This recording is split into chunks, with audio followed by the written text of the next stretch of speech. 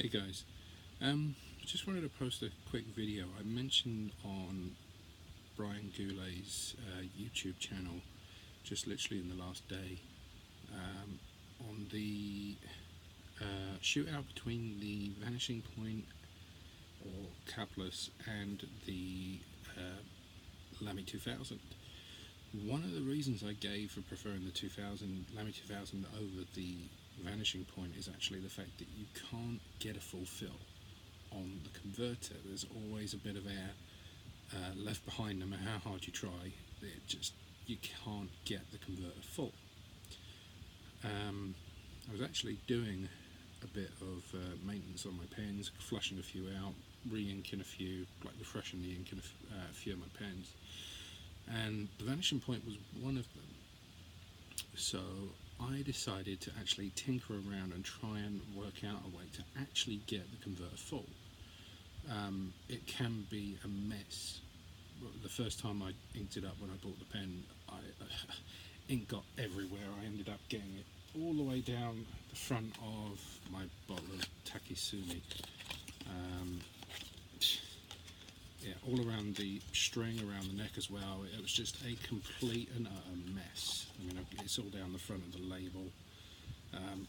Yeah, it just wasn't good trying to actually get the thing full in the way I normally do, which is obviously trying to get the air out, and so that there's no air in the actual chamber when you've got the piston all the way up towards the nib. But I tinkered around with it anyway earlier today and found out that there is actually a way of doing it, and it's not that difficult. It takes a bit of finagling. It's not totally straightforward, but once you get the knack of it, it's not difficult to do. And what I found was, I'll actually show you the converter inside my Capless. You can see, if I can get this on the camera, there's only the tiniest little air bubble in there right now. I've actually managed to get it completely full. And I'm not going to actually show you, because it's going to be an absolute nightmare and it's going to make a mess and I'm going to waste ink. But I'll kind of give you the kind of step by step and kind of talk you through it. Basically, what you're going to do is you're going to put the nib into your ink and try and only fill it up, well, try and only dip it somewhere between this step and this step. Don't go any further than sort of halfway, and there's a very good reason for that. Basically, the way you're going to do it is this step here is going to become like a kind of ad hoc buffer, just so that if the ink does run down, it will get caught by this one. If you've already got ink on this, it's just going to flow over the edge, and then your fingers are going to get all messy and ink's just going to go everywhere. If it's clear, then it will just kind of sit and pull on that little ridge, because in order to do this, you're going to have to hold the entire nib unit completely vertically. So that's the first part. When you're filling it, kind of get it halfway on this collar, but don't let it get up to this end.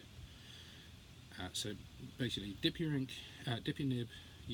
unit in the ink, completely fill it, like pull it all the way down, pull it all the way back up. That's obviously going to draw up most of the ink. You'll get your typical fill, which is sort of, you'll have an air hole or an amount of air which pretty much comes up to just above the kind of sleeve of the nib unit. And then what you're going to do next is completely expel it all out, which kind of sounds a bit counterintuitive, bear with me. Expel all the ink back out, turn it upside down again, give it a couple of shakes. What that will do is it will make the ink gravitate down towards the piston, the converter, and then back it all the way back off again. So as if you were filling it, but obviously you're sucking in what's remaining of the ink into the converter. What you'll find is some ink still sits inside there, even though you've expelled it all. Some ink's going to stay in there, and also some air is going to stay in there. This thing is notorious for actually holding both air and ink and not letting them kind of transfer very well. So you back it all the way off. What you'll find is some ink will come down. You'll probably get about 5 or 6 millimeters of the converter full of ink. And also what you're doing is you're sucking the ink out and also sort of making it so it's completely full of air. Then what you do is while it's vertically like this, put it, gradually send the piston up towards the nib. And what you're going to do is you're going to literally hold it vertically and watch right there where the breather hole is. I'm not sure if that's going to focus, probably won't. SRB, Brown, and pretty much everyone has the same issue trying to get stuff to focus up close. But you basically, as you're putting the piston back towards the top, keep an eye on that breather hole and do it ever so slowly. What you'll see, just keep an eye on it, is you'll see a bubble come up, wait, it will pop, that will let air out and the ink go back down a bit, and then just gradually in increments just let the air bubbles pop and the ink suck back down again until the point where it starts to pull without bursting. So then you know all of the air has come out. So then what you've got is the piston all the way up and the maximum amount of ink within the nib unit that you possibly can. If you then put your nib unit back into the ink, suck it back up again, you may find out you've got pretty much most of a fill with a little bit left. Just repeat the process again, just literally expel most of it back out. You're basically trying to exchange that air out so that you can get the ink in its place. And like I say, eventually with a little bit of work you will actually get a complete fill. It's a lot of effort, I realise, but when the amount of air that's in that converter, it just annoys the bejesus out of me, because I'm just thinking that's just wasted space. It's wasted space. The ink could be in, it could mean maybe another couple of hours or so of writing, and it's just stupid for it to just be sitting there doing nothing when you could actually manage to get that last few bits of ink in there.